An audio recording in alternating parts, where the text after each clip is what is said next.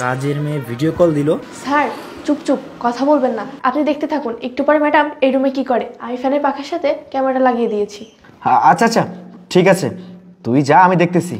আচ্ছা আচ্ছা স্যার, ঠিক আছে, আমি তাহলে আসি।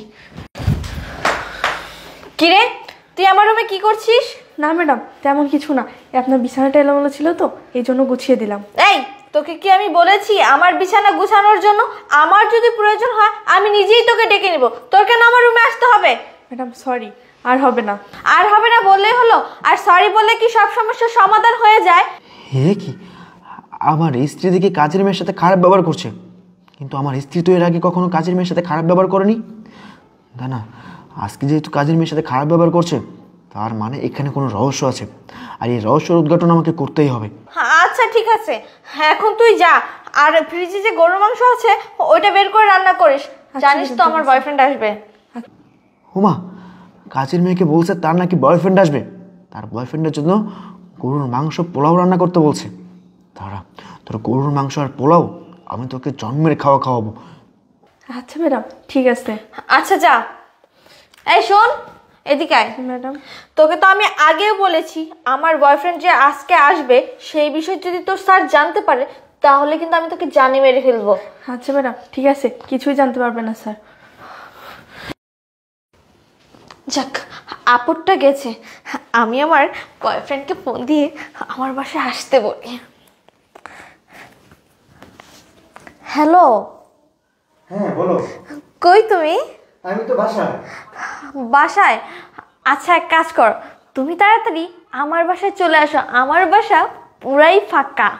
এই তোমার স্বামী কই গেছে? আমার স্বামী তো অফিসে গেছে। এখন যদি আমি আসি, তোমার স্বামী যদি চলে আসে তখন? আরে না, আসবে না, অফিসে যাওয়ার সময় বলে গেছে যে ও আসবে না আজকে। তাই নাকি? আচ্ছা আচ্ছা ঠিক আছে, তাহলে আমি এক্ষুনি চলে আসছি। আচ্ছা একটা কথা, তোমার বাসায় কাজের মেয়ে কোথায়? কাজের মেয়ে ও আছে বাসায়, ওকে নিয়ে আর কোনো সমস্যা নেই, তুমি চলে আসো। আচ্ছা আচ্ছা ঠিক আছে, তুমি একটু অপেক্ষা করো, আমি এক্ষুনি চলে আসছি। আচ্ছা তাড়াতাড়ি আসো। আমার জান চলে আসছে। জান, এই তুমি চলে আসছো? হ্যাঁ আসছি। ও মাই গড, এদিকে একটা ছেলে, তার মানে এই ছেলেটাই কি আমার স্ত্রীর বয়ফ্রেন্ড? তার মানে আমার স্ত্রী দিনের পর দিন আমাকে এভাবে ঠকিয়ে গেছে। এখন বুঝতে পারছি কাজের মেয়ে আমাকে কেন কল দিয়েছে। কাজের মেয়ে আমাকে বারবার করে বলেছে, কিন্তু আমি কাজের মেয়ের কথা বিশ্বাস করিনি। কিন্তু কাজের মেয়ে আমাকে কলটা না দিলে আমি তো আমার স্ত্রীকে কখনো বিশ্বাস করতাম না, তাকে বিশ্বাস করেই যেতাম। আচ্ছা জান, সত্যি করে বলো তো, তোমার স্বামী কি আজকে আসবে না? আরে না গো, আসবে না, এটা নিয়ে তুমি চিন্তা করো না। আর জানো যে কাজের মেয়েটা, ও কিছু দেখে ফেললে আবার তোমার স্বামীকে কিছু বলবে না তো? আরে জান, ও কিছু দেখলেও কোনো সমস্যা নেই, কারণ ওকে আমি এমন মেডিসিন দিয়েছি যেটা ও কখনো ভুলতে পারবে না। আচ্ছা জান, আমরা এভাবে লুকিয়ে লুকিয়ে আর কতদিন প্রেম করব? তুমি কিছু একটা করো যাতে আমরা সারা জীবন একসঙ্গে থাকতে পারি। আর তুমি তোমার স্বামীকে ডিভোর্স কেন দিচ্ছ না? আরে তোমার কি মাথা খারাপ হয়েছে বলো? আমি যদি ওকে ডিভোর্স দেই তাহলে বাড়ি গাড়ি সয় সম্পত্তি এগুলো তো কিছুই পাবো না।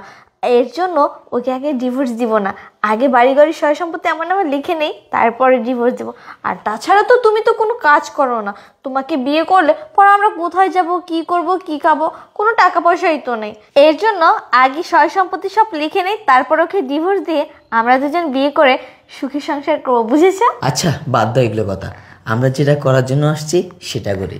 আচ্ছা ঠিক আছে, চলো চলো। ও মাই গড, এ দেখি আমার স্ত্রীকে নিয়ে বিছানায় শুয়ে পড়ছে। তারা, আমি এক্ষুনি আসছি।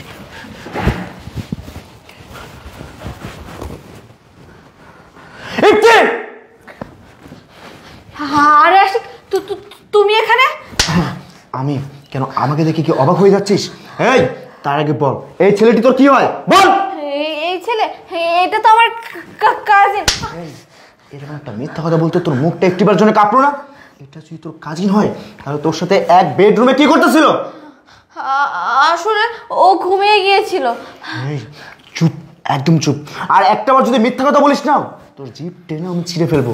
এই তুই কি ভাবছিস আমি কিছুই জানি না? আরে আমি সব কিছুই জানি। হেই, তুমি কি জানো? আমি কি জানি শুনতে চাস? এই তুই শুনতে চাস আমি কি জানি? শোন, আমি যখন অফিসে যাই তখন আমাকে আশেপাশের লোক বারবার করে বলে, ভাই আপনার স্ত্রীর চরিত্রের সমস্যা আছে, আপনার স্ত্রী একটা ছেলেকে নিয়ে এসে আপনার বাসায় ঢুকে। বিশ্বাস কর, তাদের কথা আমি কখনো বিশ্বাস করিনি, আল্লাহর কসম খেয়ে বলছি, তাদের কথা আমি কখনো বিশ্বাস করিনি। আর কেনই বা করবো? কারণ তোকে আমি ভালোবাসি, তোকে আমি অন্ধের মতো বিশ্বাস করি, অন্ধের মতো ভালোবাসি। তোকে কি কখনো আমি অবিশ্বাস করতে পারি? আমি তোকে বিশ্বাস করি, সবসময় বিশ্বাস করেছি। আর তুই আজকে আমার বিশ্বাসের মর্যাদাটা এইভাবে ভেঙে দিলি। ইপ্তি, এই তুই কি বলতে পারবি বিয়ের পর থেকে তোর কোনো চাও পাওয়া আমি অপূর্ণ রেখেছি? তুই আমাকে যখন যেটা বলতি আমি তখন তোর সামনে সেটাই হাজির করতাম। তুই আমাকে বলতি, আশিক আমার প্রতি মাসে দামি দামি শাড়ি লাগবে, দামি দামি ড্রেস লাগবে, দামি দামি গহনা লাগবে। প্রতি মাসে তোর 22 ক্যারেটের স্বর্ণ লাগে, তাই না? তোর মুখ দিয়ে বের করতে দেরি হয়েছে ইপ্তি, কিন্তু আমি মানুষটা তোর সামনে হাজির করতে একটু লেট করিনি। আমি আমার জীবনের কথা একটা আবার ভাবিনি। হ্যাঁ, আমি তোর জন্য কম পরিশ্রম করেছি, তোর জন্য দিনকে দিন বলি না, রাতকে রাত বলি না, মাথার ঘাম পায়ে ফেলে গাধার মতো পরিশ্রম করছি। কার জন্য? শুধুমাত্র তোর জন্য, যাতে তোকে একটু সুখে রাখতে পারি। ইপ্তি, তুই কি জানিস না আমার অফিস আমার বাসা থেকে 3 কিলোমিটার দূরে।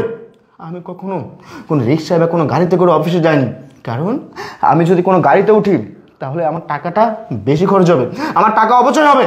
আরে মন চাইলেও না কখনো ভালো কোনো খাবার কিনে খাইনি, 10 টাকার কলা 10 টাকার রুটি খেয়ে সারাটা দিন পার করছি। এত এত কষ্ট করেছি তোর জন্য, তারপরেও তুই আমাকে বুঝলি না, আমার কথা একটাবার ভাবলি না। আমার খেয়ে আমার পরে আমাকে পেছন থেকে ছুরি মারলি। এই তোর স্বামী রেখে অন্য একটা ছেলের সাথে এরকম সম্পর্ক করতে একটাবার ভাবলি না? আমার কথা একটাবার না ভেবে পরে কেন ন্যাক্কার সম্পর্কে জড়াতে পারলি তুই? শুধু তাই না, তুই তোর অতীতের কথাগুলো কি করে ভুলে গেলি? আরে তোর বাবা ছিল সামান্য একটা রিক্সা চালক, যেখানে তুই ঠিক মতো খেতে পারতি না, ঠিক মতো পড়তে পারতি না। আমি মানুষটা থেকে ভালোবেসে সেখান থেকে বিয়ে করে নিয়ে এসে ঢাকা শহরে আনছি, ভালো একটা ফ্ল্যাট রাখছি, ভালো একটা ফ্যামিলি দিয়েছি, ভালো একটা সংসার দিয়েছি। সেসবের কদর বুঝলি না, অ্যাটলিস্ট আমার ভালোবাসা বুঝলি না। আর এই ছেলে, তোকে বলছি, তুই বা এমন একটি জঘন্য কাজ কিভাবে করতে পারলি? এই তোর তো বিয়ের বয়স হয়েছে, তুই চাইলেও বিয়ে করতে পারিস। তোর ফ্যামিলিকে বলে ভালো একটা মেয়ে দেখে বিয়ে করে নে না। কেন শুধু শুধু অন্যের বউর সাথে এরকম পরকীয়া করে পাপ কামাচ্ছিস? আরে ভাই, আজকে যদি তোর ঘরে বউর সাথে এমন একটি জঘন্য কাজ ঘটে যেত, তুই কি নিজেকে কখনো ঠিক রাখতে পারতি? কখনোই পারতি না। আজকে তোর ঘরে তোর বোনের সাথে যদি এমন একটা অকারেন্স ঘটে যেত, তুই নিজেকে কন্ট্রোল করতে পারতি? কখনোই পারতি না। আর তোকেই বা এসব বলে লাভ কি? কারণ যেখানে আমার ভালোবাসার মানুষ, আমার ভালোবাসার স্ত্রী আমাকে বুঝলো না, সেখানে বাইরের লোকের কথা বাদই দিলাম। ইপ্তি, আজকে তোকে দেখে না আমি অনেকটা অবাক হয়ে যাচ্ছি রে, যে আমার ভালোবাসার মানুষটা আমাকে এভাবে ঠকালো, প্রতিনিয়ত আমাকে ঠকিয়ে গেল। না না, এমন স্ত্রী থাকাছে না থাকাই ভালো। আমি তোর সাথে না আর সংসার করতে চাই না, আমি তোকে ডিভোর্স দিব। I want to divorce. এই তুমি এসব কি বলছো? আমাকে ডিভোর্স দিও না, আমাকে ডিভোর্স দিলে আমি কোথায় যাব, কি করব, কি খাবো? প্লিজ আমাকে ক্ষমা করে দাও তুমি। আশিক, চুপ, একদম চুপ। কি বললি তুই? আমি তোকে ডিভোর্স দিব না? আমি তোকে ডিভোর্স দিলে কোথায় যাবে, কি করবি? এই কথাটা আগে ভেবে দেখিস নি যে আমাকে যদি আশিক ডিভোর্স দেয় আমি কোথায় যাব, কি করব, কি খাবো? এই কথাটা তোর আগে ভাবা উচিত ছিল। আর আমি তোকে ক্ষমা করব, তাই না? এই ক্ষমা শব্দটা না তোদের মতো নারীর মুখে না কখনোই মানায় না। আরে ক্ষমা তো তাকেই করা যায় যে মানুষ ভুল করে, কিন্তু তুই তো কোনো ভুল করিসনি, তুই করেছিস অন্যায়। যে অন্যায়ের কখনো কোনো ক্ষমা হয় না। আমি তোকে ক্ষমা করতে পারবো না।